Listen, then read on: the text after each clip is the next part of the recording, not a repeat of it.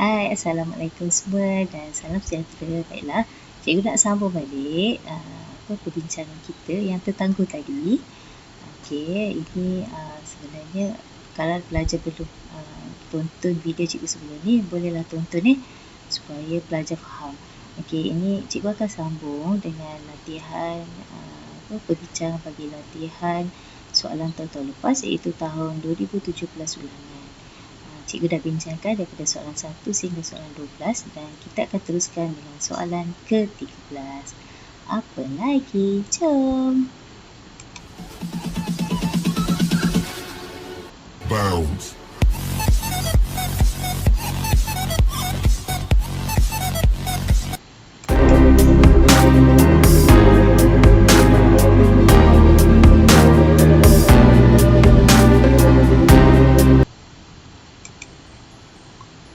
Okey, ini soalan yang telah pun kita bincangkan dan sekarang kita akan perhatikan soalan 13. Okey, semua bersedia dengan soalan peperiksaan ulangan 2017. Cikgu harap pelajar yang menonton video ini telah pun buat latihan supaya pelajar boleh semak jawapan dan juga boleh fahamkan macam mana agak-agaknya cara kita nak pilih jawapan yang tepat. Okay, cikgu harap video ni dapat membantu dan disebabkan peperiksaan kita tak lama lagi, insyaAllah percubaan ketesan akan bermula pada minggu hadapan dan kemudian kita akan menghadapi peperiksaan dalam tempoh lebih kurang sebulan lagi. Jadi cikgu harap pelajar bolehlah gunakan supaya apa yang cikgu nak kongsikan ni dapat membantu pelajar supaya lebih faham lah. Itulah harapan cikgu. Sebabnya ni dah hujung-hujung ni memang makin stres, kalau tak faham lagi susah. Jadi kenalah buat latihan. Itu je sebenarnya cara nak dapatkan A, kena buat latihan dan fahamkan soalan. Kita tengok pada soalan 13 yang manakah padanan jenis frasa yang betul. Dia minta frasa. Okey kan? Frasa. Okey, frasa. Kalau kita perhatikan frasa ni ada okey, dia ada pilihan inti campur penggunaan nama penyambut, inti campur penggunaan nama perkara, inti campur penggunaan nama jenis dan inti campur penggunaan nama penyambut. Okey, penyambut ni ada dua. Logiknya mungkin ini jawapan ni lah. Kemudian kita perhatikan pula yang dua ni sebab yang mudah kita tengok ni kan. Motosikal. Penunggang apa? Penunggang motosikal. Penyelenggara apa? Penyelenggara pejabat. Ini sebenarnya ada dalam buku ni kata saya cikgu. Penyelenggara pejabat, penunggang motosikal ni. Ni inti campur penerang nama penyambut kan. Okay, untuk bahagian dua ni, kalau pelajar perhatikan, dia ada tingkat atas. Kemudian atas ni ialah arah kan. Kalau timur ni pun arah. Timur, barat, atas, bawah, kiri, kanan, depan, belakang, dalam dan luar. Itu semua arah. Jadi senang je nak dapat soalan ni. Bila ada kita nampak je clue dia yang paling mudah untuk pelajar faham, so automatik dapat jawapan. Ini cara mudah lah Jadi yang lain-lain ni dah tentu bukan jawapan. Okay. Yang soalan 14, okay, kita perhatikan yang manakah padanan contoh yang betul bagi kata majmuk dan frasa. Mata duitan. Kata mata duitan ialah kata majmuk kan. Kalau kita ingat kata majmuk cikgu pernah ajar, dia boleh diletakkan disisipkan mata dan duitan. Kita tak boleh sisipkan, sorry. Kita balik pula. Dia tak boleh sisipkan mata dan duitan. Guru dan pelatih. Rumah dan tangga. Putih dan melepak. Tapi ini putih melepak ni ialah penerang bukan nama bukan nama kata adjektif. Kena tengoklah bahagian frasa nama jenis apa? Jenis bukan nama. Tapi kata adjektif dia ada penerang kata kerja, penerang kata adjektif, penerang apa lagi kata bantu, kata subjek, dah ada banyak lagi. Jadi pelajar kena perhatikan ini penerang bukan nama kata adjektif sebabnya putih melepak ni. Okey, kemudian mata duitan. Mata duitan ialah apa nama kita panggil dia peribahasa kan, mata duitan. Orang tu mata duitan. Kemudian rumah tangga. Ini juga kata majmuk. Kata majmuk apa rumah tangga ni? Kata majmuk bebas. Satu lagi dia ada kata majmuk istilah khusus kan, tapi ni bebas. Jadi dua ni ialah kata majmuk. Kalau kita dah dapat kata majmuk, kita bolehlah dapat dia punya frasa. Ni frasa, pelatih ni frasa penerang nama. Guru apa? Guru pelatih. Pelatih ni menerangkan guru. Petik melepak ni menerangkan petik, tapi dia bukan nama. Okey. Jadi jawapannya ialah 1 dan 3. Jadi pilihan jawapan 1 dan 3. Ini sebenarnya dah bukan jawapan lah ya. Kita boleh pump lah. Betul. Jawapan C. Okey, soalan 15. Yang manakah ayat yang mengandungi klausul bebas dan klausul tak bebas? Okey, satu cara kita nak cari klausul bebas tak bebas, kita kena cari satu yang ada bebas, satu lagi yang tidak bebas dan ada kata hubung. Kita kena tengok ada kata hubung.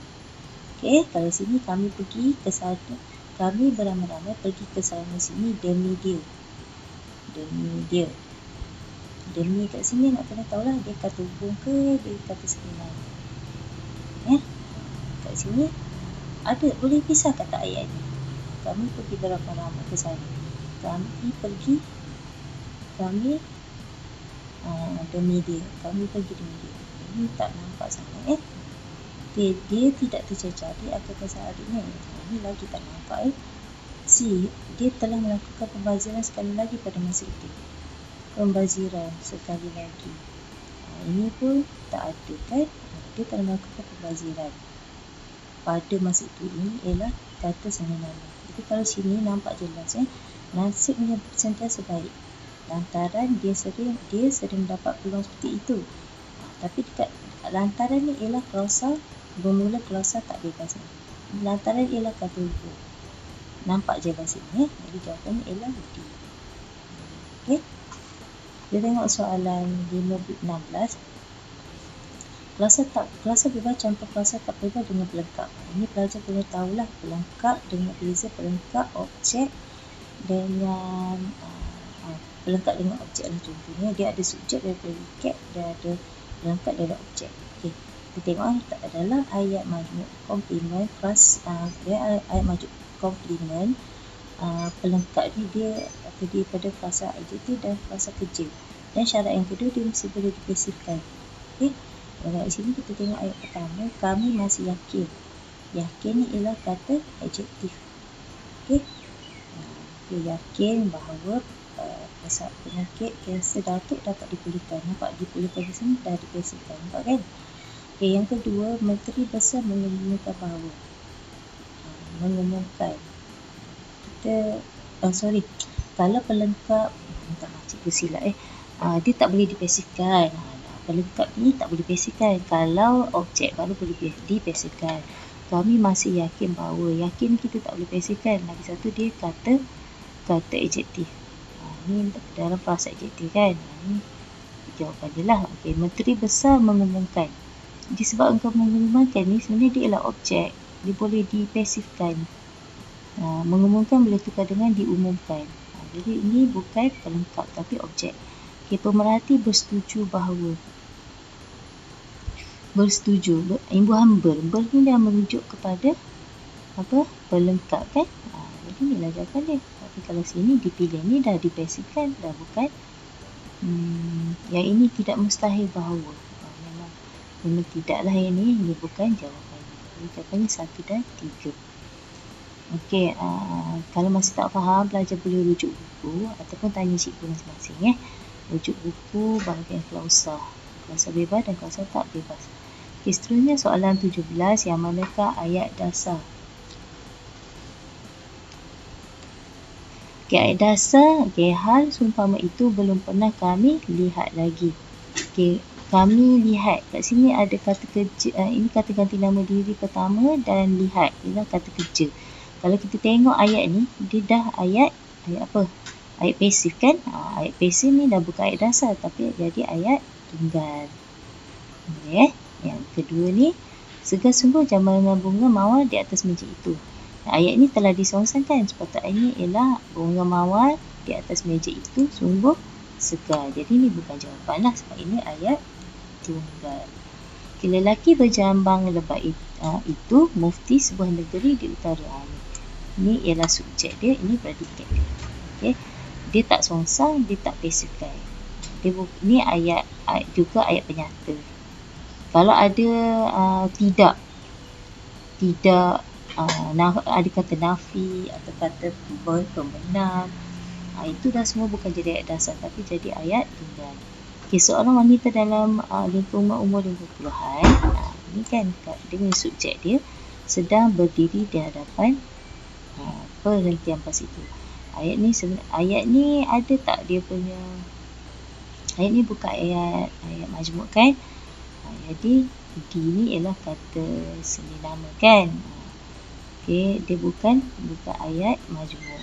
Pastikan ayat dasar ni dia bukan ayat majmuk, ayat yang boleh diperluaskan, bukan ayat pasif, bukan ayat songsang. Dia ayat susunan biasa lah maksudnya. Itu kena perhatikan betul apa itu ciri-ciri ayat dasar. Barulah kamu kena analisis ayat ni jenis yang mana satu.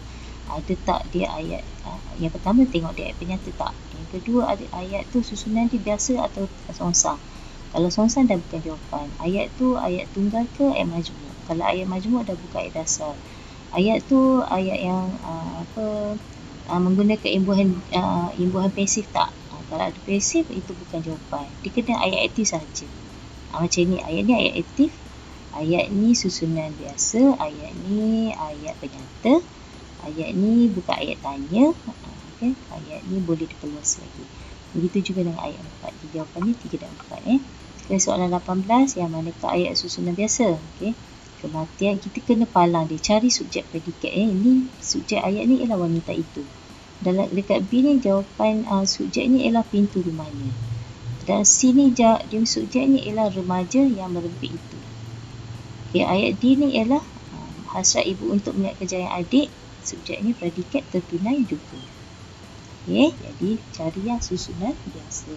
Palang-palang cari subjek dan predikat dalam ayat. Macam mana tahu subjek predikat ayat? Carilah frasa nama. Sebab kita tahu ayat susunan biasa dia mesti apa? Pola dia mesti frasa nama campur frasa nama atau frasa nama campur frasa kerja atau frasa nama campur frasa adjektif ataupun frasa nama campur frasa sendi nama. Okay, kalau ayat ni kita tengok wanita itu kematian ni ialah wanita itu frasa nama dia kan kat sini kan. Kalau ni berpunca ni frasa kerja, kematian ni ialah frasa nama juga. Yang itu kena saman, ini frasa adjektif dan frasa kerja. Yang ni pun tertunai ditunai. Imbuhan yang tertunai ni frasa nama tertunai di sini imbuhan aktif kan, bukan pasif kan. Jadi tertunai ni kata kerja. Jadi frasa nama frasa kerja. Okey, tengok soalan 19. Okay. Ayat susunan songsang dia ada pendepanan sebagai predikat dan pendepanan sebagai predikat. Pendepanan sebagai predikat ni boleh jadi pendepanan subjek saja, boleh jadi pendepanan predikat saja, pendepanan predikat keseluruhannya, ataupun objek saja, ataupun pelengkap, ataupun kata bantu, kata kerja dengan kata bantu, dan boleh rujuk buku Okay, kemudian kita tengok pada pilihan jawapan. Okay, kita palang dulu. Kalau soalan macam ni palang, cari subjek predikat ayat. Ni subjek ayat, datuk saya masih belum tidur lagi. Okay, dekat sini kamu perhatikan yang mana datuk saya masih belum tidur lagi. Kita masih belum tidur lagi datuk saya. Okay, jadi sebahagian subjek ni ialah ini datuk saya. Predikat ni masih belum tidur lagi. Okay, kalau B ni terlanggar tiang telefon sebentar tadi lori itu. Subjek ni ialah lori itu terlanggar tiang telefon sebentar tadi. Jadi keseluruhan predikatnya dibawa ke depan. Okey. Kemudian hingga petang semalam kakak masih belum pulang. Kakak masih belum pulang hingga petang semalam. Kakak masih belum pulang hingga petang semalam. Okey, kalau begini budak itu sungguh bising apabila bertemu dengan kawan-kawan. Okey. Jadi kalau tengok soalan ni jawapan ialah D.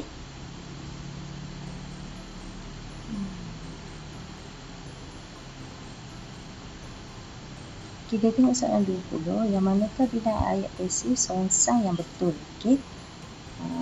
Kita akan tolong bangsa panggil itu. Okey, akan kita tolong bangsa panggil itu. Itu yang sebenarnya. Okey, ayat tu sebenarnya sebab kalau kita akan tolongnya dah bukan songsang kan. Dah subjek dekat depan. Kan? Bukan songsang. Oh sorry, ayat ni akan jadi masa banjir itu akan kita tolong. Sorry, ini salah Masa banjir itu akan kita tolong. Sekejap, cikgu duduk. Cikgu silap tak nak pula dia. Ayat ni akan jadi masa banjir itu akan kita ni dia jadi subjek dia.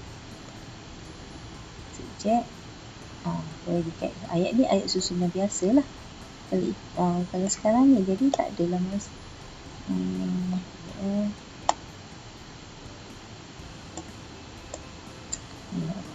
Kenapa dia tak nak? Masa banjir itu akan kita tolong. Okey. Kalau kita nak pasifkan dia lah patutnya. Kamu belum lagi hantar buku latihan itu. Jadi ayat ni subjek ni ialah kamu. Kamu kan, bila kamu ni ialah kata kerja pasif. Jadi sepatutnya dia akan jadi buku latihan itu kamu belum kamu hantar lagi. Ini salah tak ni? Cikgu katakan.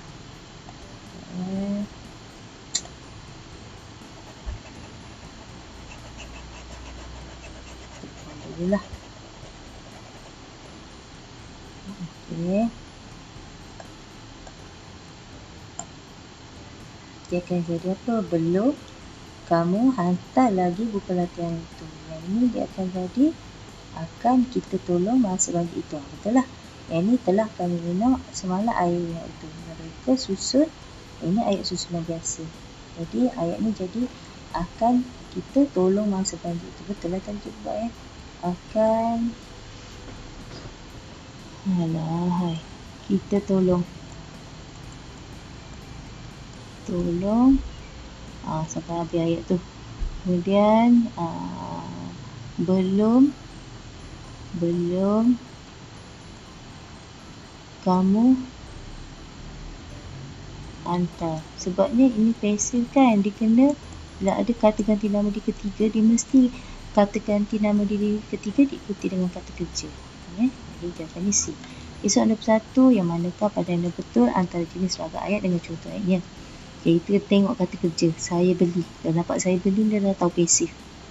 Nampaklah jawapan P tu mesti 4. P tu sekejap, P pasif 4 tu mesti P. Betul tu cikgu ni. Saya ni astagfirullahaladzim. 3 ni mesti P. Patutlah tak nampak ni P.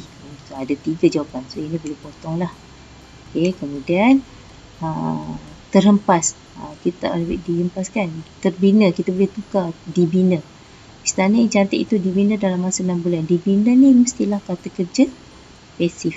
Imbuhan kata kerja pasif. Jadi 4 ni mesti R. 4 mesti R. Jadi inilah.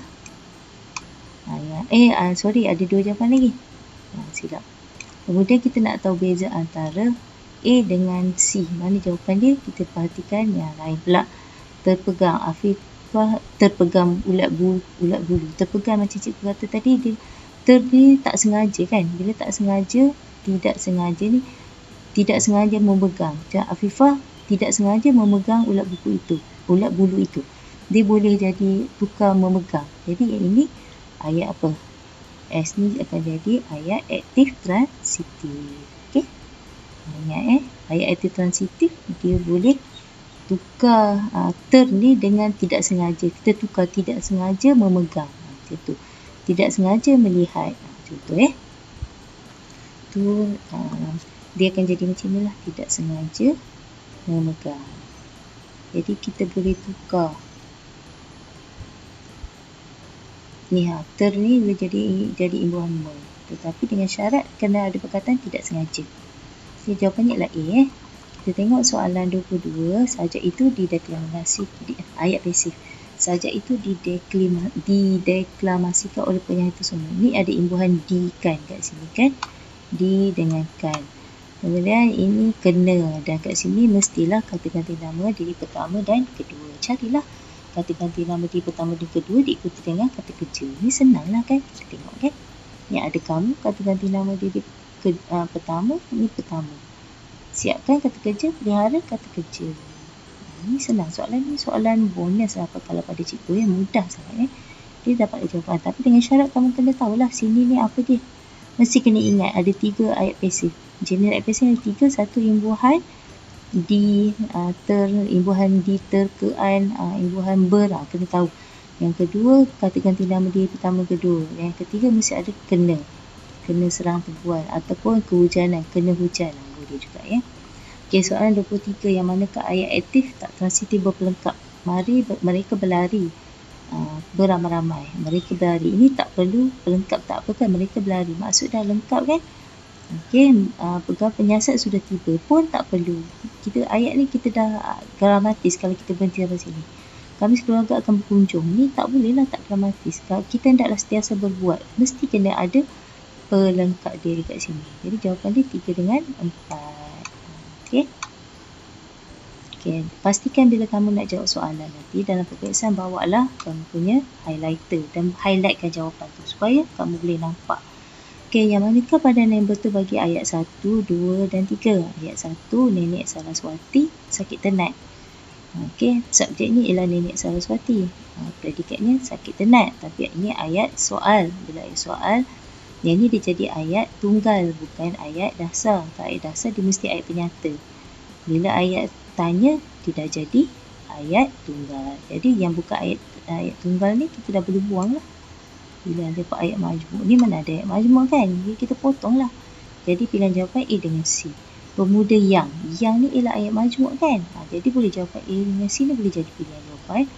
Kemudian kami adik-beradik menziarahi keluarganya petang semalam. Ayat ni ayat majmuk ke ayat dasar? Nak kena tahulah beza ayat majmuk dengan ayat dasar tadi kan.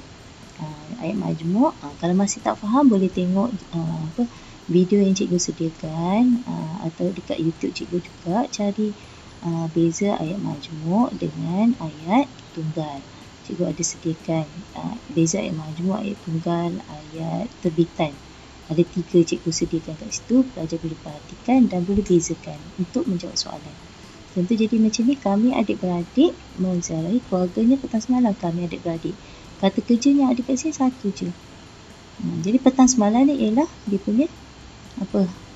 Ini keterangan kan? Petang semalam. Dia tak ada kaitan pun. Kalau kita kami adik-beradik menziarahi keluarganya pun dah cukup ni. Ini ialah objek dia kat sini. Objek dia yang ini hanya keterangan dia. Jadi kat sini jawapan ini ialah ayat apa? Ayat dasar. Bukan ayat majmuk. Jadi jawapan C. Okey, soalan 25. Okey, ayat di atas terdiri daripada berapa ayat induk dan ayat pancangan? Okey. Macam yang cikgu kata, ayat pancangan dia mesti ada kata hubung di hadapan ayat tu macam ni kan. Macam ni yang beliau dimaklumkan oleh doktor itu pada petang kemarin. Ini ayat induknya bahawa beliau telah termakan makanan. Ni pancangan dia ada nampak bahawa sini kata hubung.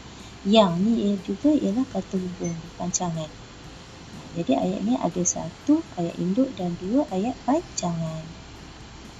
Okay, ayat ini, yang manakah ayat yang menepati penyataan di atas? Ayat ini merupakan ayat yang dibina dengan menggabungkan 2 klausa atau lebih. Gabungan jenis ini menunjukkan susunan faktanya berturutan. Kita tengok 2 klausa atau lebih, kemudian susunan faktanya berturutan. Okay. Di sini kita tengok yang mana ada 2 klausa. Okay. Daripada kamu bercakap, lebih baik kamu membaca. Kamu bercakap, kamu membaca. Ni ada apa? Ini sebenarnya kata hubung berpasangan kan? Kata hubung berpasangan. Tapi fakta dia Berterutan tak? Dia tak berterutan kan? Jadi dia beza. Bercakap dengan baca buku ni bukan benda yang sama. Jadi bukan berterutan. Okey. Kami mengalas perut di sebuah restoran sementara menunggu abang tiba. Maksudnya kita buat benda ni dan dalam masa sama kita buat benda ni. Berterutan lah ni kat sini. Kemudian ketua jabatan tidak pernah mempersoalkan kewibawaan kami, justru kat sini bahkan sini kata hubung setara, ataupun senang kita nak cari, kita cari yang ada kata hubung setara. Kalau kata hubung bertentangan ataupun kata hubung berpasangan, itu bukan jawapan fakta berterutan. Macam ni, Ma'ari sahaja dirobohkan padahal sini ialah kata hubung bertentangan. Jadi ini bukan jawapan. Ini bertentangan. Ini kata hubung bertentangan. Ini kata hubung setara. Dua ni. Sebab tu jawapan dia kan. Ini kata hubung berpasangan. Ini adalah kata hubung berpasangan. Okey. Kita tengok soalan 27, ayat majmuk pancangan relatif komplement keterangan. Dia ada 3 je. Majmuk pancangan relatif komplement keterangan. Jadi kenapa kita ambil relatif perluasan subjek predikat? Sebab perluasan subjek contohnya budak yang berbaju merah itu adik saya. Kalau predikat, budak itu budak itu ambil yang kita kereta itu dipandu oleh lelaki yang sungguh kacak. Nampak ada perluasan predikat. Tadi perluasan subjek. Okey. Ini keterangan. Okey, jadi ini ialah komplement lah. Okey, soalan seterusnya. Ayat yang manakah ayat yang mengalami pengguguran frasa nama sebagai objek yang serupa? Okey, objek yang serupa. Dia membuka pintu. Dia menutup pintu. Objek. Objek yang serupa. Okey. Dia membuka pintu. Ini kena ada pintu kan? Ini objek lah. Pintu tu ialah objek ni. Sejarah itu sungguh menghairannya. Tak adalah. Sebab ini ayat ni ayat tunggal dekat majmuk kan. Kemudian murid kelab itu sebenarnya pun tidak ada kaitan. Abang dan kakak saya menaiki kereta api itu. Abang menaiki kereta api itu. Kakak menaiki kereta api itu. Tapi ini pengguguran predikat. Keseluruhan predikat ini digugurkan. Okey. Kalau masih tak faham, kena rujuk buku cari pengguguran. Tajuk proses perluasan ayat. Okey, bukan proses penyusunan semula ayat. Cari proses pengguguran. Okey, tajuk berkenaan. InsyaAllah kamu akan jumpa lah. Kena usulkanlah cari supaya kamu faham. Jangan yang tak faham tu kamu biarkan je. Kena cari sampailah kamu faham, supaya kamu tak adalah terbingung-bingung nanti nak jawab soalan peperiksaan. Okey, proses penyusunan semula dia ada pengguguran, kemudian dia ada perluasan dan juga ada penyusunan semula. Soalan ni berkaitan dengan pengguguran frasa nama.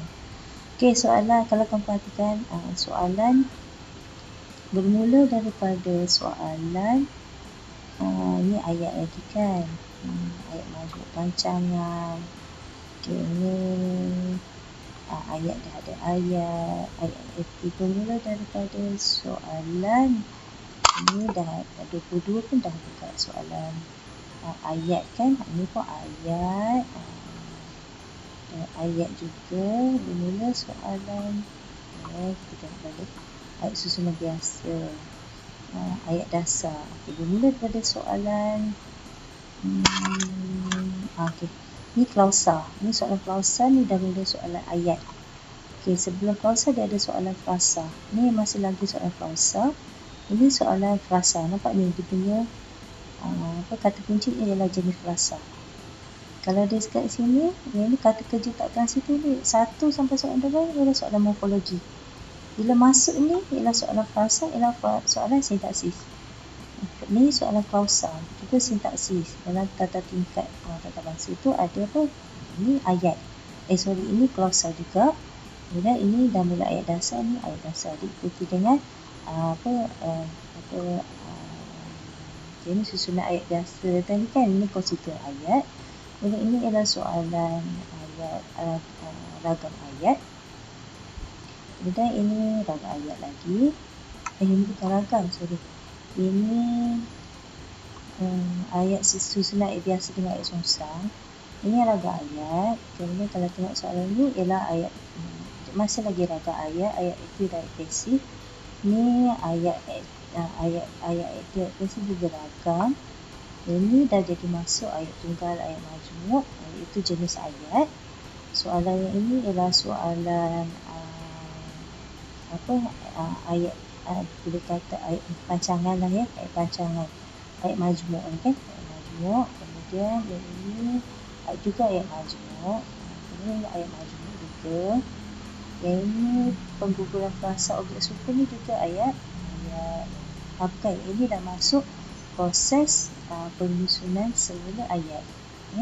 Ayat ini perluasan ayat, nampak kita dah bincang sampai soalan 28 ni kan. Kita perhatikan soalan 29, yang manakah ayat yang mengalami perluasan predikat. Predikat ni sini ialah kena palang, yang mana subjek dan predikat ayat. Jadi subjek ini subjek ayat. Kemudian ada yang, ini kan perluasan yang.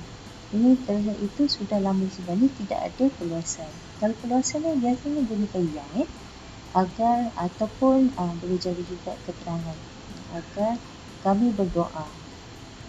Ini kami berdoa.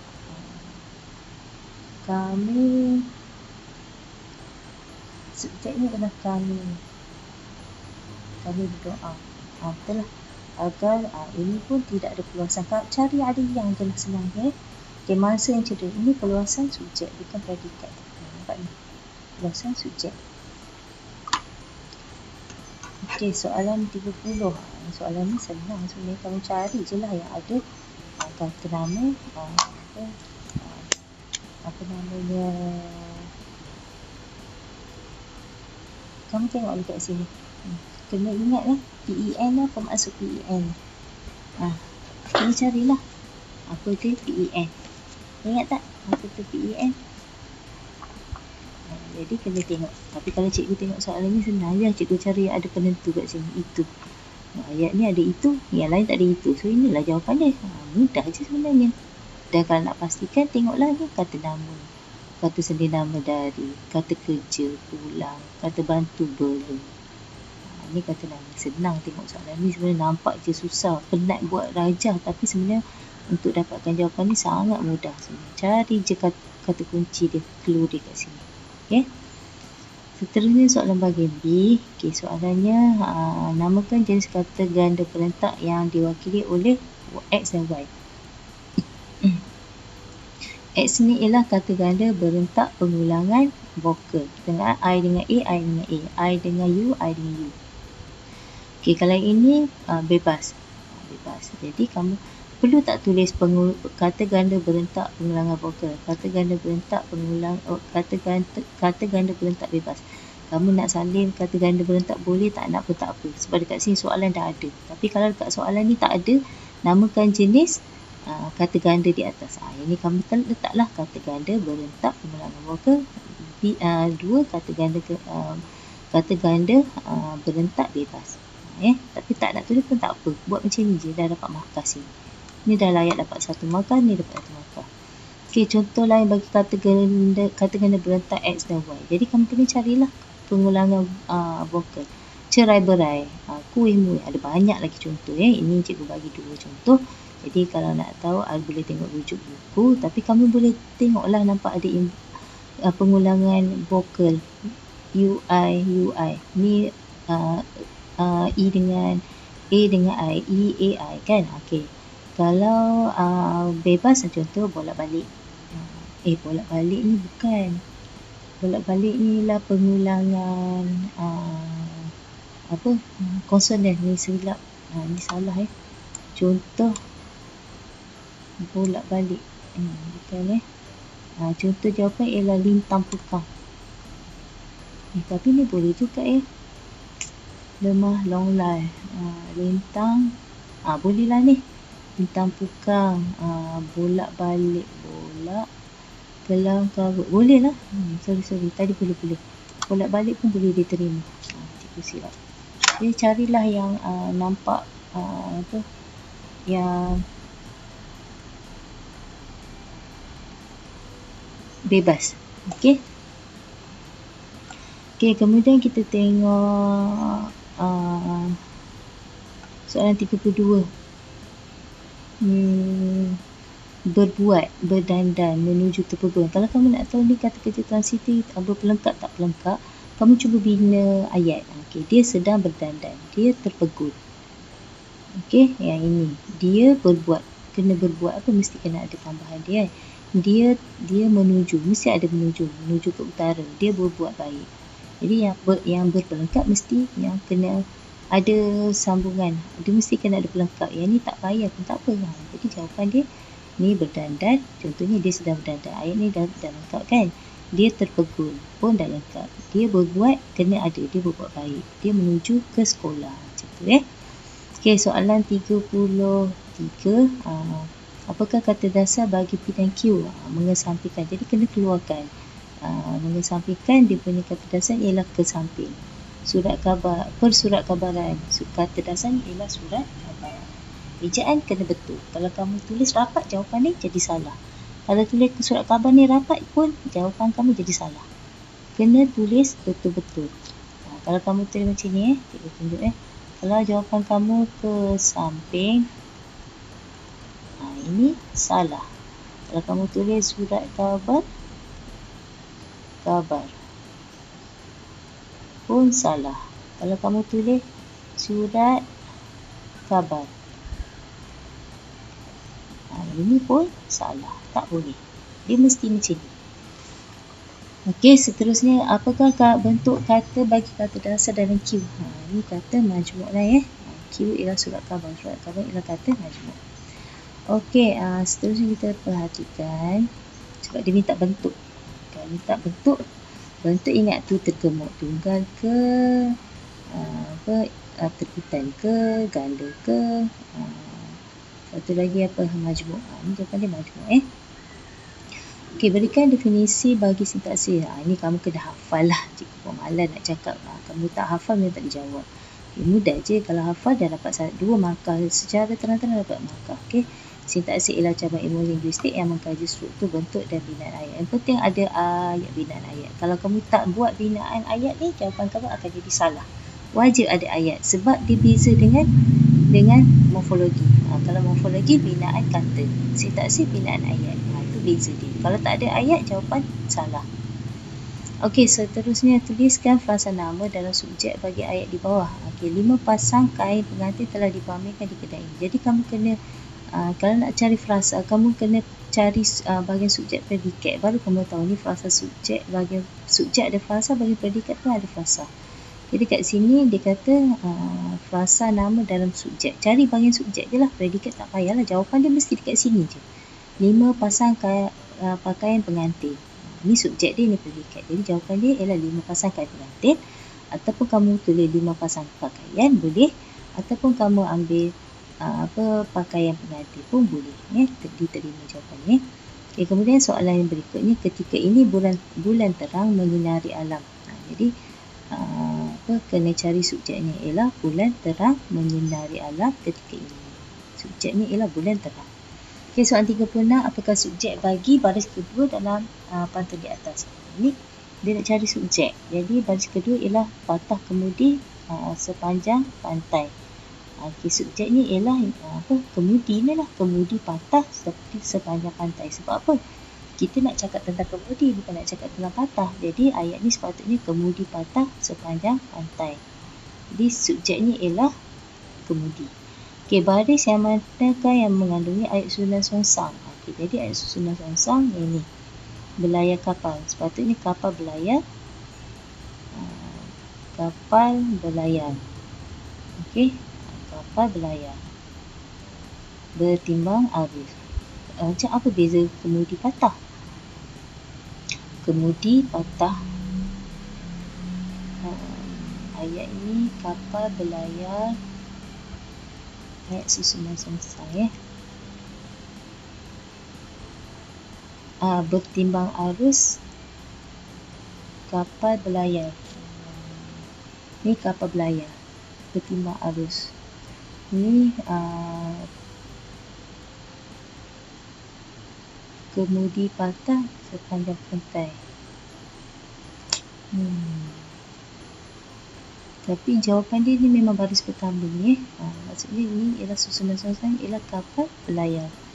Yang ini subjeknya ialah kemudi kat sini. Kemudi patah. Patah kemudi sini.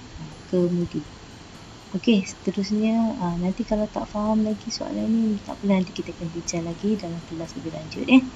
Okey, soalan seterusnya, abang itu sudah lulus ujian. Okey, ayat ni ialah abangnya itu. Kat sini subjek dia, sini predikat dia. Okey, subjek ni predikat. Okey, kamu kena tengoklah. Ayat ni ialah ayat penyata. Dia bukan ayat soal, dia bukan ayat tanya. Kena fikir jenis ayat. Jenis ayat ada apa? Ayat penyata, dia ada ayat tanya, ayat seruan dengan ayat perintah. Okey, ada 4 jenis ayat. Ini ayat penyata. Okey, sudahkah ubah ayat di atas pada jenis ayat tanya dengan menggunakan partikel tanya. Sudahkah abang itu lulus ujian? Sudahkah? Sudahkah abangnya itu lulus ujian? Okey, soalan 38. Bila satu ayat majmuk pancangan seperti berikut. Komplimen ibunya yakin bahawa. Komplimen. Okey, ayat majmuk pancangan komplimen. Ada bahawa kat sini kan, kalau keterangan untuk, agar, semua pelajar karisma mesti berusaha untuk mencapai kejayaan. Kat sini untuk. Semua pelajar mesti berusaha. Semua pelajar karisma mesti mencapai kejayaan. Nampak ada 2 kata kerja kat sini. Mencapai dengan berusaha. Barulah boleh dapat jawapan keterangan. Kalau kat sini cikgu buat kalau pelajar tu semua pelajar karisma mesti berusaha untuk berjaya. Itu mesti berjaya. Ada juga kan tumbuhan berjaya kat sini adalah kata kerja. Yang penting ada 2 kata kerja kat sini. Okey. Seterusnya soalan soalan yang pelajar selalu tak suka kan. Okey. Kita tengok soalan ni. Ibu bapa berperanan penting untuk membentuk peribadi anak. Peranan ini harus dilaksanakan secara berterusan. Maknanya pada masa kini. Ini selalu pelajar buat dalam karangan. Ramai ibu bapa sibuk dengan tugas masing-masing. Peranan mendidik anak diserahkan kepada pengasuh yang kadang-kadang diberikan juga tugas lain seperti memasak dan mengemas rumah. Keadaan ini menyebabkan anak terbiar dan bila. Bila ni ialah kata soal. Ini bukan ayat soal kan, jadi dah salah lah. Mereka berasa diri mereka tidak dipedulikan serta tidak dikasihi ibu bapa. Boleh tak kita google kat oleh ni? Boleh kan? Oleh itu mereka mencari jalan keluar. Jalan keluar ke jalan untuk keluar? Jalan keluar untuk mengatasi. Keluar untuk mengatasi. Okay, jadi jawab kesalahan ialah pada masa kini, sepatutnya pada masa ini. Sebab apa kesalahannya? Sebab kesalahan lewah. Kerana apa? Kerana kini sudah membawa maksud pada masa ini. Jadi kalau kita buat kini pada masa ini, kini pada masa ini, dia jadi 2 pada masa ini. Kini ni maksud dia dah pada masa ini. Boleh tengok dalam kamus. Okay. Dan bila meningkat lemak remaja, dia mesti apabila. Kesalahannya ialah kesalahan penggunaan kata tanya. Bila sebagai kata hubung. Ini bukan bila. Bila ni kata tanya. Apabila ni baru kata hubung. Okey, dalam ayat majmuk ni. Okey. Dan yang ketiga, jalan keluar bagi mengatasi. Okey, kesalahan tidak menggunakan kata hubung pancangan keterangan. Dalam ayat majmuk keterangan. Jalan keluar untuk, bukan jalan keluar bagi mengatasi. Tengok balik Jalan keluar. Mana ada bagi pun. Jalan keluar mengatasi, silap. Jalan keluar mengatasi. Mesti ada kata hubung. Kat sini ialah kata hubung apa? Kata hubung keterangan, kata hubung rancangan keterangan ni untuk kat sini. Jadi tak ada untuk. Okey, kesalahan tidak menggunakan kata hubung rancangan keterangan dalam ayat majmuk keterangan perancangan. Untuk sini ialah keterangan, bukan komplimen tau. Okey. Itu saja untuk perbincangan hari ni. Mungkin ada sikit-sikit tu yang pelajar tak faham ataupun masih belum faham, bolehlah tanya cikgu masing-masing ya.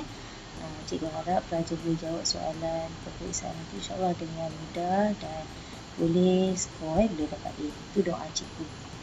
Okey, semua terima kasih dan insyaAllah kita akan jumpa lagi dalam perbincangan yang seterusnya sehinggalah peperiksaan. InsyaAllah cikgu akan sentiasa kongsikan perkara bincangkan jawapan supaya pelajar boleh nampak macam mana kita nak jawab soalan-soalan peperiksaan seterusnya insyaAllah. Dan cikgu doakan semua orang berjaya. Okey semua, Assalamualaikum warahmatullahi wabarakatuh dan salam sejahtera. Jumpa lagi. Okey, jumpa lagi semua. Bye.